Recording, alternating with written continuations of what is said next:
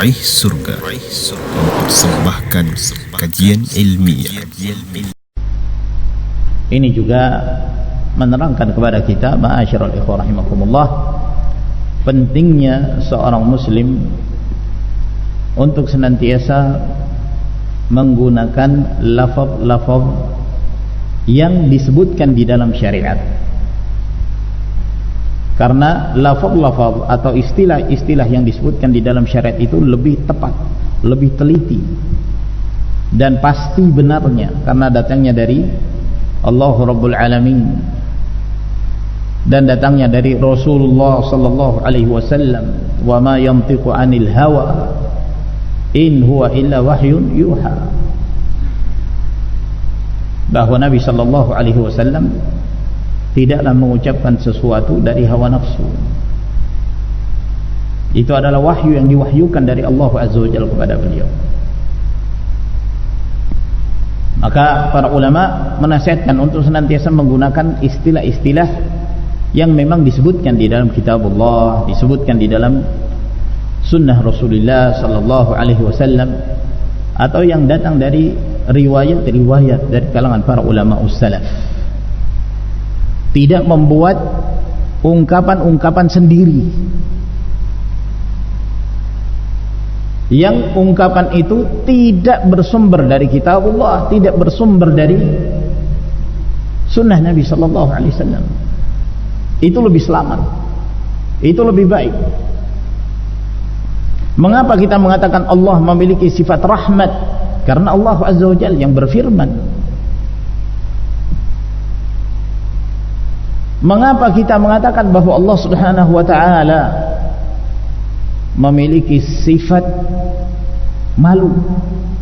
Sebab Rasulullah sallallahu alaihi wasallam yang memberitakan. Jadi kembali kepada an-nusus, nas-nas, dalil-dalil dari kitab Allah dan sunnah, dan tidak menggunakan lafaz-lafaz yang tidak bersumber dari kitab Allah dan sunnah Nabi sallallahu alaihi wasallam. Karena seringkali ketika seorang menggunakan lafaz-lafaz yang tidak bersumber dari Al-Quran, tidak bersumber dari sunnah Nabi sallallahu alaihi wasallam, akhirnya dapat menyebabkan seorang terjatuh ke dalam penyimpangan,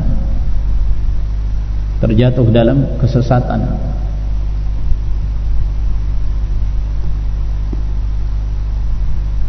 Seperti ucapan sebagian mereka bahwa Allah Subhanahu wa ta'ala itu tidak memiliki arah. Tidak memiliki arah. Maksudnya apa? Jihad. Ya. Di dalam istilah mereka jihad. Karena katanya kalau dikatakan Allah itu memiliki arah, berarti Allah itu menempati sebuah ruang, yang ruang itu adalah makhluk. Berarti Allah itu ada di dalam makhluk. Wah, bikin puyeng ini istilahnya ahlul kalam ya. Nah, sehingga lafaz-lafaz yang global ini, lafaz-lafaz yang bersifat umum ini, itu butuh perincian. Maksud Anda apa? Allah itu tidak bisa ditentukan dengan arah. Maksudnya itu apa? Minta perincian dari dia. Kalau maksud Anda bahwa Allah itu tidak bisa ditentukan dengan arah, bahwa Allah Subhanahu wa ta'ala bukan di atas langit, berarti Anda telah mengingkari sekian banyak dalil dari Al-Quran dan sunnah Nabi sallallahu alaihi wasallam. Kalau maksudnya itu, bahkan ada sebagian mereka itu benar-benar menafikan, meniadakan yang namanya arah. Sehingga kalau ditanya di mana Allah, jawabannya apa? Allah tidak di depan, Allah tidak di belakang, tidak di kanan, tidak di kiri, tidak di bawah, tidak di atas, tidak di dalam jagat raya, tidak di luar jagat, tidak di mana-mana. Ya berarti nggak ada dong. Berarti nggak ada. Ini kaum Mu'attilah, kaum Jahmiyah. Orang-orang yang menyembah berhala itu masih punya sedikit akal. dibandingkan kaum Jahmiyah ini. Kata para ulama, al-musyrikun ya'buduna sanaman wa hum ya'buduna adaman. Kalau orang-orang musyrik, mereka menyembah, yang disembah itu masih ada, berhala, patung di hadapan mereka. Tapi kalau mereka, kelompok Mu'attilah, kelompok Jahmiyah ini, mereka menyembah sesuatu yang tidak ada. Karena setiap ditanya di mana Allah, Allah tidak di depan, tidak di belakang, tidak kanan, kiri, bawah, atas, tidak ada. Dalam jagat ada, di luar jagat ada. Berarti tidak ada dong, ma'dum. Karena mereka mengingkari untuk dikatakan Allah subhanahu wa ta'ala berada di atas langit. Ahlus sunnah wal jamaah dengan tegas mengatakan Ar-Rahmanu 'alal arsy istawa, mengikuti bimbingan Al-Qur'an Karim, selesai.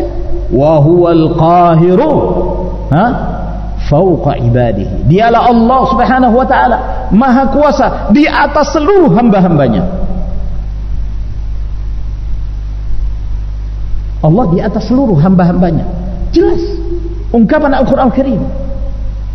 Ya. Ketika Rasulullah sallallahu alaihi wasallam bertanya kepada seorang budak wanita milik Muawiyah bin Al-Hakam As-Sulami, ketika hendak dimerdekakan dari perbudakan, Nabi sallallahu alaihi wasallam bertanya kepadanya, "Aina Allah?" Di mana Allah? Dalam sebagian riwayat, wanita ini sambil mengisyaratkan jarinya ke atas, dan beliau mengatakan fis sama. Allah itu fis sama. Fis sama ini ada dua makna. Fis sama maksudnya fil ulu, karena di antara makna as-sama adalah al-ulu, ketinggian, bahwa Allah itu maha tinggi. Dan di antara makna fis sama ay 'ala as-sama, fawqa as-sama, di atas langit. Apa kata Nabi sallallahu alaihi wasallam? I'tiqha fa innaha mu'minah. Bebaskan wanita ini dari perbudakan karena dia seorang wanita mukminah. Selesai. Ya.